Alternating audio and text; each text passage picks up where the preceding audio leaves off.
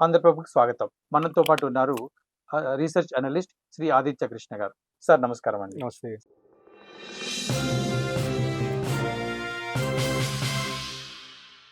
Nepal history చాలా simplistic terms చెప్తాను. Okay. Nepal ఇంతకు ముందర బిఫోర్ 1750s అనుకోండి. 1757లో ఆ టైంలో అప్పుడే మనకు కూడా బ్యాటిల్ ఆఫ్ ప్లాసీ అని జరుగుతుంది. బ్రిటిష్ వాళ్ళు ఆక్రమించుకుంటున్నారు అప్పుడే 1757లో మొదలైంది. ఆ టైంలో నేపాల్ చూస్తే రకరకాల సామ్రాజ్యాలు ఉన్నాయి. రైట్. సో ఒక చోట ఏంటంటే 22 కింగ్డమ్స్ ఉన్నాయి, ఇంకో చోట 24 కింగ్డమ్స్ ఉన్నాయి, 2-3 కన్సాలిడేటెడ్ కింగ్డమ్స్ ఉన్నాయి, అట్లా ఉండేది. దాంట్లో చిన్నగా ఏంటంటే చిన్నగా కాత్మండు ఆ ఏరియాలో గోర్ఖా వాళ్ళ ఆర్మీ చిన్నగా పెరుగుతూ వచ్చారు అక్కడ. రైట్. అక్కడ షా డైనాసిటీ అక్కడ పెరుగుతూ వచ్చింది. వాళ్ళు అక్కడ పెరుగుకుంటూ అగ్రెసివ్ గా ఎక్స్పాండ్ అయ్యి ఆల్మోస్ట్ నేపాల్ మొత్తాన్ని యూనిఫై చేసింది వాళ్ళు. సో అరౌండ్ 1750, 1760s లో బాగా ఈ గోర్ఖా ఈ షా డైనాసిటీ మొత్తం అక్కడ యూనిఫై చేశారు. దాంట్లో కూడా వాళ్ళకి ఒక మిలిటరీ కమాండర్ ఉండేవాడు, అమర్ సింగ్ థాపా అని చెప్పి ఒక మిలిటరీ కమాండర్ ఉండేవాడు. ఆయన ఏం చేశారు, ఒక అగ్రెసివ్ ఫామ్ లోకి వెళ్ళి నేపాలే కాకుండా కొండల ప్రాంతాలు దిగి ఆయన చిన్నగా ప్లెయిన్స్ లోకి రావడం మొదలయ్యారు, ఉత్తరాఖండ్ లోకి రావడం మొదలయ్యారు. ఉత్తరాఖండ్ మనకి ఇవాళ కూడా తెలిసిందే, మేజర్ గా 2 ప్రాంతాలు, కుమావును గర్వాల్, ఇవి 2 ప్రాంతాలు ఉన్నాయి. ఆ ప్రాంతాలు కూడా చిన్నగా ఆయన కాంక్వెస్ట్ లాగా చేయడం మొదలు పెట్టారు. కొంతమంది అంటారు కదా హిందూ రాజులు ఎప్పుడు ఎక్స్పాన్షనిజం చేయలేదంటే నిజం చెప్పాలంటే that is not true. It sounds good కానీ it is not true. Kashmir లో లలితాదిత్య ముక్తపీఠ ఆయన కూడా కాంక్వెస్ట్ మోడ్ లో సెంట్రల్ ఏషియా దాకా వెళ్ళారు. అట్లాగే నేపాల్ వేరే దేశంగా భావించకండి, సివిలైజేషన్ వాళ్ళు కూడా మన వాళ్ళే, హిందువులే వాళ్ళు కూడా. రైట్. సో అక్కడ ఉండి అమర్ సింగ్ థాపా దాంట్లో షా డైనాసిటీ వాళ్ళు కూడా ఇటువైపు అగ్రెసివ్ గా వచ్చారు. కానీ బ్రిటిష్ ఇండియా వాళ్ళు ఎప్పుడు క్లారిటీగా ఉన్నారు, మా రైల్ రోడ్ ఎక్కడ దాకా వెళ్తుంది అది మొత్తం మాదే. సో వాళ్ళు రైల్ రోడ్ అప్పటి టెక్నాలజీతో ఇంటి వాళ్ళకి ప్లేన్స్ దాకా వెళ్ళేది. అందుకని మీరు చూడండి అస్సాం దాకా వెళ్ళారు, మణిపూర్, మిజోరాం, హిల్ ఏరియా మొత్తం వాళ్ళు మాకు అక్కర్లేదని అదే వాళ్ళ మనకి ప్రాబ్లమ్ అయి కూర్చుంది. రైట్. వాళ్ళంతా ఒక సెపరేట్ ఐడెంటిటీ లాగా తయారు చేశారు, ఇన్నర్ లైన్ పర్మిట్ పెట్టి భారత్ డీలింగ్ చేసేసారు. ఎందుకంటే వాళ్ళు ఏమంటారు, కొండ ప్రాంతాలు మనం ఏం చేసుకుంటాం అనుకున్నారు, వరిని ఇక్కడంతా రకరకాల రిసోర్సెస్ ఇవన్నీ ఉన్నాయని చెప్పి ఇప్పుడు అనుకుంటున్నాం. కానీ అప్పట్లో అస్సాం దాకా ట్రైన్ వచ్చింది కాబట్టి అస్సాం దాకా మంది, మిగతా వాళ్ళతో అగ్రిమెంట్స్ అంతే. నేపాల్ కూడా ఉత్తరాఖండ్ మాది, ప్లేన్స్ అవి, కొండ ప్రాంతాలు మేము టచ్ అయింది. సో అమర్ సింగ్ థాపా వాళ్ళు వస్తుంటే అప్పుడు ఫైనల్ గా బ్రిటిష్ వాళ్ళు ఇదేంటి మీరు వస్తున్నారని అప్పుడు ఆంగ్లో నేపాల్ వార్స్ అనేది జరిగింది. 1814, 1815, 1816 ఈ 2 to 3 years వార్ జరిగింది. ఇక్కడ బ్రిటిష్ వాళ్ళకి వచ్చిన ప్రాబ్లం ఏంటి, ఈస్ట్ ఇండియా కంపెనీకి వచ్చే ప్రాబ్లం ఏంటంటే వాళ్ళు ప్లేన్స్ లో బాగా బ్యాటిల్ చేయగలిగారు కానీ కొండ ప్రాంతాలు ఇట్లా పెనట్రేట్ చేయలేకపోయారు.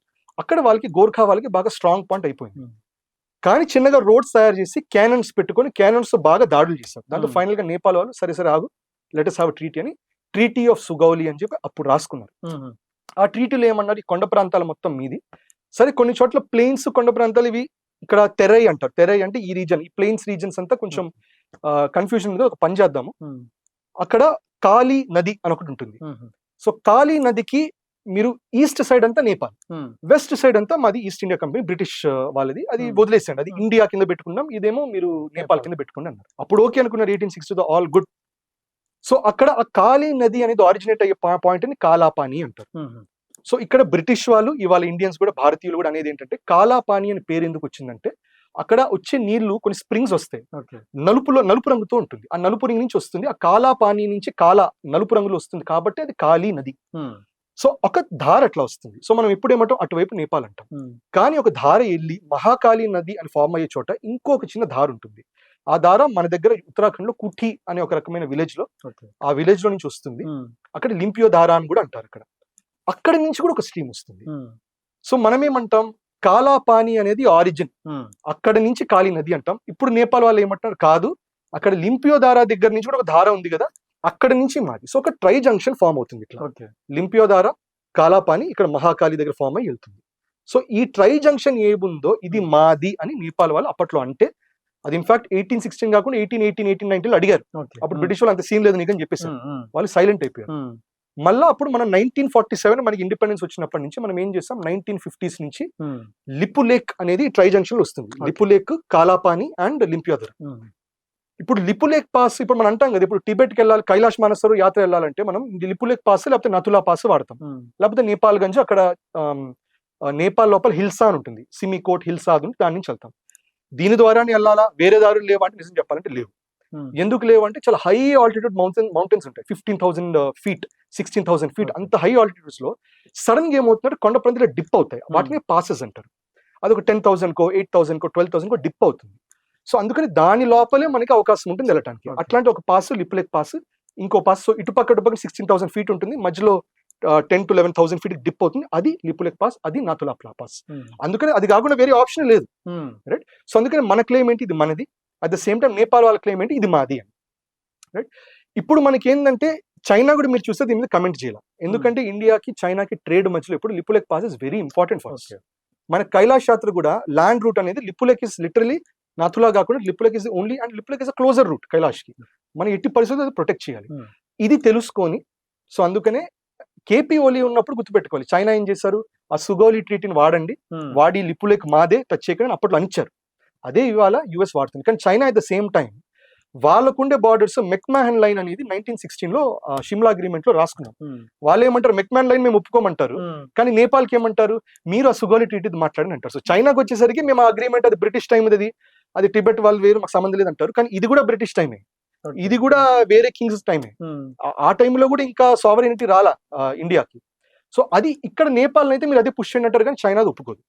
అదే డాక్టరీని ఇప్పుడు ఇవాళ యుఎస్ గవర్నమెంట్ లో పవర్కి వచ్చిన తర్వాత అప్పట్లో చైనా వాడిన అస్త్రాలే మన మీద ఇవాళ వాడుతున్నారు. సో ఎసెన్షియల్లీ గుర్తుపెట్టుకోవాలి, ఎప్పుడైనా మీరు చూస్తాం నక్సల్ స్టైల్ ఆఫ్ అటాక్ కూడా చూస్తాం, నక్సల్ అయినా ఎవరైనా కూడా, లేకపోతే అల్ ఖైదా వాళ్ళని ఎవరైనా కూడా, ఎప్పుడైనా ఒక మిలిటరీ దాని మీద అటాక్ చేసిన తర్వాత, పోలీస్ ఒక పోస్ట్ మీద అటాక్ చేసిన గన్స్ అని తీసుకొని వాడతారు కదా, సేమ్ అట్లాగే యుఎస్ వెళ్ళి ఒక చైనీస్ స్ట్రాంగ్ హోల్డ్ ఆఫ్ నేపాల్ని అటాక్ చేసుకుని వాళ్ళకున్న అస్త్రాలని మన మీద వాడుతున్నారు ఇవాళ.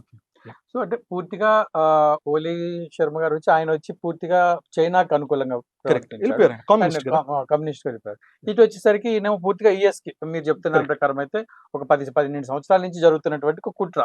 ఇప్పుడు ఈ దశలో ఇప్పుడు బాల్షన్ ప్రభుత్వం ఏంటి, దాని పరిస్థితి ఏంటి వాళ్ళది? అంటే బహుశా ఒక 6 నెలలు ఎంతో అవుతున్నట్టుంది ఆయన ప్రభుత్వాన్ని స్థాపించి. అక్కడ కొన్ని సమస్యలు ఉన్నాయి, అక్కడ వ్యతిరేకత వస్తుందని అన్నారు కదా, ఇప్పుడున్న ప్రస్తుత పరిస్థితి ఏంటి ఆయన ప్రభుత్వం మీద? సో జనరల్ గా ఆయన మీద ఏంటంటే ప్రస్తుతానికి యంగ్ జనరేషన్ ఇంకా సపోర్టివ్ గానే ఉన్నారు. ఎందుకంటే కేపీ ఓలీ ఉన్నప్పుడు బాగా కామ్యూనిస్ట్ సిద్ధాంతాలు వచ్చాయి.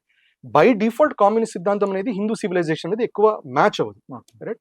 హిందూ సివిలైజేషన్ వచ్చేసరికి ఇప్పుడు వాళ్ళు మౌంట్ ఎవరెస్ట్ అని ఉంటుంది, వాళ్ళు సాగర మాత అంటారు, తల్లిలాగా భావిస్తారు.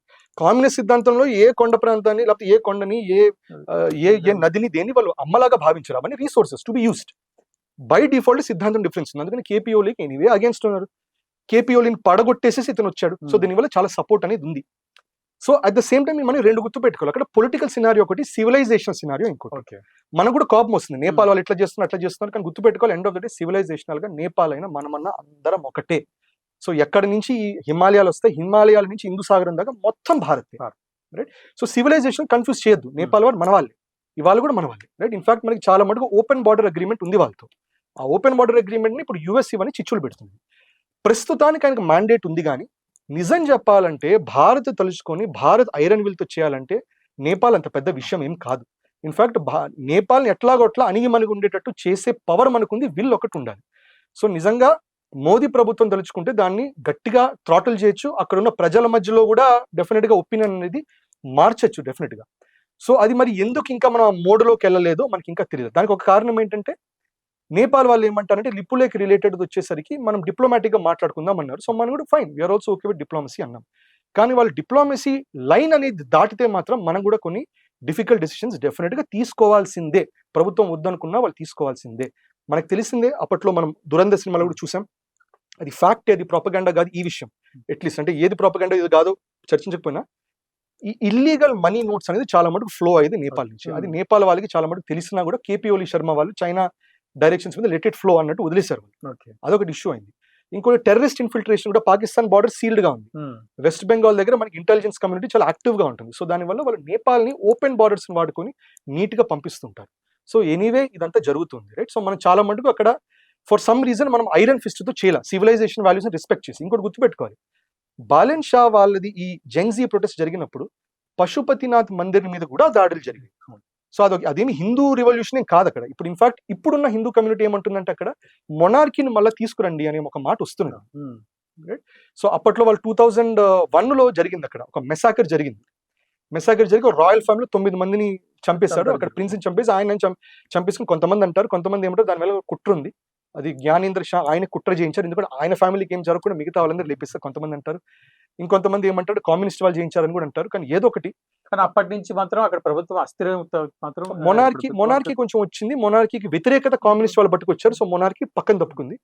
కమ్యూనిస్ట్ కి వ్యతిరేకత న్యాచురల్ గా యుఎస్ వాళ్ళు దింపారు. సో యుఎస్ కూడా ఇది చేస్తుంది, ఒక చోట డిస్టెబిలైజ్ చేయాలంటే. మొనార్కీ తర్వాత అక్కడ జరిగినటువంటి అస్థిరతకి కారణము యుఎస్ అని అంటారు పూర్తిగా. కాదు, మొనార్కీకి వ్యతిరేకంగా కమ్యూనిస్టులు చేస్తున్నారు, కమ్యూనిస్టులు చేస్తున్నారు, కానీ యుఎస్ కానీ కమ్యూనిస్ట్ ప్రభుత్వం ఆల్మోస్ట్ 10 సంవత్సరాల పైన పరిపాలించింది కదా, డిఫరెంట్ వాళ్ళు, కానీ వాటి ఎక్కడ స్థిరత లేకుండా పోయింది. అంటే దీనికి ఏమంటారంటే ఒక జనరల్ అనాలజీ ఉంటుంది, దట్ కమ్యూనిస్ట్ అనేది గుర్తుపెట్టుకోండి. ఒక మనకి ఇండిపెండెన్స్ మూవ్మెంట్ వచ్చిన కమ్యూనిస్టులు మన దేశంలో ఆంధ్ర తెలంగాణ కూడా వాళ్ళు కొంచెం డిఫరెంట్ గా ఉంటారు, రైట్? వాళ్ళు నిజం చెప్పాలంటే వాళ్ళు వికృత ఎల్జీబీటీక్యూలు అవన్నీ వికృతంగా వెళ్ళరు. They are communist in terms of social justice, అందరికీ ఈక్వాలిటీ ఉండాలి. తర్వాత వచ్చిన కొన్ని స్ట్రెయిన్స్ ఆఫ్ మావోయిస్ట్ నుంచి వచ్చిన స్ట్రెయిన్స్ ఆఫ్ కమ్యూనిజం కొంచెం వేరుగా ఉంటుంది. ఇప్పుడు వచ్చే వెస్టర్న్ లిబరల్, వెస్టర్న్ లెఫ్ట్, ఆ కమ్యూనిజం వేరు. ఎల్జీబీటీక్యూను, వోక్, ఇవన్నీ అది కొత్త స్ట్రెయిన్. అది యుఎస్ ఏం చేస్తుందంటే చాలా మటుకు కమ్యూనిజం, మావోయిజం వాళ్ళు వస్తే ఆ కమ్యూనిస్ట్ ని they let them do their job. దాంతో మొనార్కీ ఫస్ట్ వెళ్ళిపోయింది, తర్వాత వాళ్ళ ఆపరేషన్స్ మొదలవుతాయి. సో ఫస్ట్ వేరే వాళ్ళు అటాక్ చేయని, తర్వాత వెళ్ళి మనం అటాక్ చేద్దాం. పొలిటికల్ అనాలజీలు చెప్పాలంటే కొంతమంది అంటారు బీజేపీ స్ట్రాటజీ కూడా ఏంటి, ఒక రీజనల్ పవర్ ని డైరెక్ట్ గా కొట్టాలంటే సమ్ టైమ్స్ కొన్ని చోట్ల, నాట్ ఎవ్రీ, ఏదో ఒకటి చేసి కాంగ్రెస్ రావాలి. కాంగ్రెస్ వచ్చి అక్కడ రీజనల్ అలయన్స్ ని బ్రేక్ చేసి రీజనల్ పార్టీస్ ని అక్కడ డిఫీట్ చేసిన తర్వాత అప్పుడు కాంగ్రెస్ ని బీజేపీ కొంచెం హెడ్ ఆన్ వెళ్తాం కొంతమంది అంటారు, ఎంతవరకు కాదు పక్కన పెడతాం. సేమ్ యూఎస్ కూడా క్యాపిటలిస్ట్ సొసైటీ అయినా ఏదైనా కూడా వాళ్ళు కమ్యూనిస్ట్ వాళ్ళు వచ్చి డిస్టెబిలైజ్ చేసిన తర్వాత అప్పుడు యూఎస్ఏ అటాక్ మోడ్లోకి వెళ్తుంది. అదే జరిగింది మనకి నేపాల్. ఓకే, అయితే ఇప్పుడు అమెరికా వెనకాల నుండి సపోర్ట్ చేస్తుంది కదా, సో ఇండియా కనుక ఒకవేళ కనుక కొంచెం అగ్రెసివ్ గా వెళ్తే అమెరికా డైరెక్ట్ గా మనకి అటాక్ చేసే అవకాశం ఉంది. 100% వాళ్ళు డెఫినెట్ గా చేస్తారు. నేపాలీ సెంటిమెంట్ మనకి అగేన్స్ట్ గా చేస్తారు, మన సోషల్ మీడియా మనం వ్యతిరేకంగా పెడతారు. మణిపూర్ ఆ ఏరియాస్ అన్ని ఇంకా కొంచెం లైట్ అప్ చేస్తారు, చాలా మందికి యాక్టివ్గా ఉన్నారు వాళ్ళు అక్కడ. ఇక్కడ సౌత్ లో ఆల్రెడీ ఇప్పుడు ఏమైంది, ఇప్పుడు మొన్న ఎలక్షన్స్ వల్ల నార్త్ బీజేపీ లాగైంది, south by and large Congress లాగైంది. కాంగ్రెస్ చేసినా చేయకపోయినా వెస్ట్ వాళ్ళ నరేటివ్ నడుపుతారు, ఇప్పుడు యుఎస్ వాళ్ళ నరేటివ్ నడుపుతారు. ఏమని చూసావా, నార్త్ సౌత్ ఒక డివైడ్ అనేది ఉంది, రెండు వేరు ప్రాంతాలుగా ఉన్నాయి. ఏదో ఒక రోజు ఒక సెపరేట్ సౌత్ ఇండియా వస్తుందేమో. కాంగ్రెస్ చేయకపోయినా కూడా యూఎస్ చేయిస్తుంది, రైట్? సో ఇవన్నీ వాళ్ళకి రకరకాల అస్త్రాలు ఉన్నాయి. సో దానివల్ల మనం చాలా కేర్ఫుల్ గా ట్రెడ్ అవ్వాలి. సో దానిపైన ఏంటి, మనం ట్రేడ్ రకరకాల ప్యాక్స్ పెట్టుకొని యూఎస్ తో మనం కూడా గ్రో అయ్యే ప్రయత్నాలు ఉన్నాయి. అందుకని యూఎస్ తో మనం ఎక్కువ తగాదా పెట్టుకోదలుచుకోలే, చైనాతోనూ తగాదా పెట్టుకోదలుచుకోవట్లే. కానీ నేపాల్కి వచ్చేసరికి మనం ఏం చేయాలంటే అక్కడ కోవర్ట్ గా, సివిలైజేషన్ గా వాళ్ళల్లోనే మనం ఒక గేమ్ అనేది ఆడాల్సి వస్తుంది. దానికి రా చేస్తుందా, ఎవరు చేస్తారో తర్వాత తెలియాలి, చూడాలి. సో చాలా సంతోషం, మీ విలువైన సమయాన్ని మాకు కేటాయించారు. ఇది మీరు విన్నారు కదా, నేపాల్కి సంబంధించిన లేటెస్ట్ ఇన్ఫర్మేషన్, ఆదిత్య కృష్ణ గారి అనాలిసిస్. మళ్ళీ ఇంకో కార్యక్రమంలో కలుసుకుందాం.